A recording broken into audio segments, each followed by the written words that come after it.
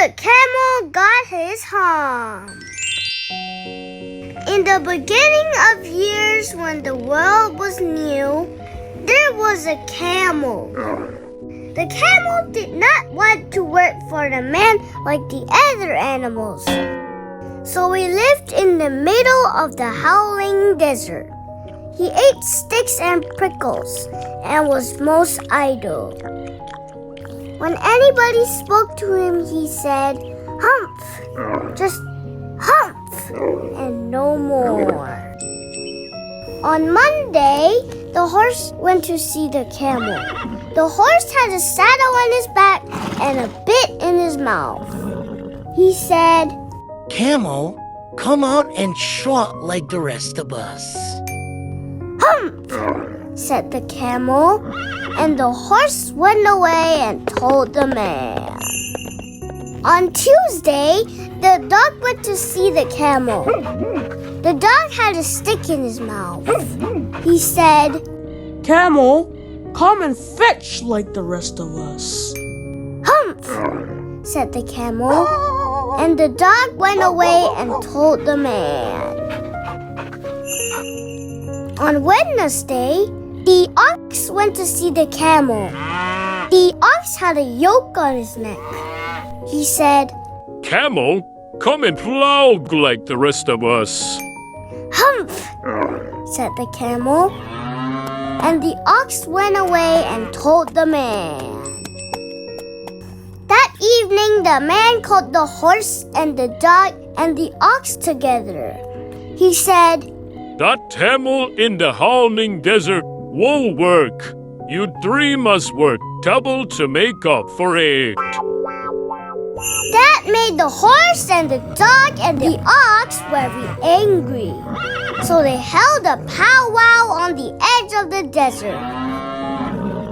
The idle camel strolled by and laughed at them. Then he said, "Hump," and went away again. So the three animals went to the genie in charge of all deserts and told him their problem. The horse said, "There's an animal in the middle of your howling desert who is idle and won't work." "That's my camel," said the genie in surprise. "What does he say about it?" He says, "Hump," said the ox. The genie flew off at once. The genie found the camel being idle. "Camel, what's this I hear of you doing no work?" asked the genie. "Hump," said the camel. So the genie began to think of great magic. "You've given everyone extra work ever since Monday, all on account of your idleness." The genie went on. "Hump," said the camel. So the genie went on thinking a great magic. "I shouldn't say that again if I were you," said the genie. "You might say it once too often, camel. I want you to work." But the camel only said, "Hump," again. No sooner had the camel said, "Hump," a third time, then his back began puffing up into a great big hump. "There," said the genie.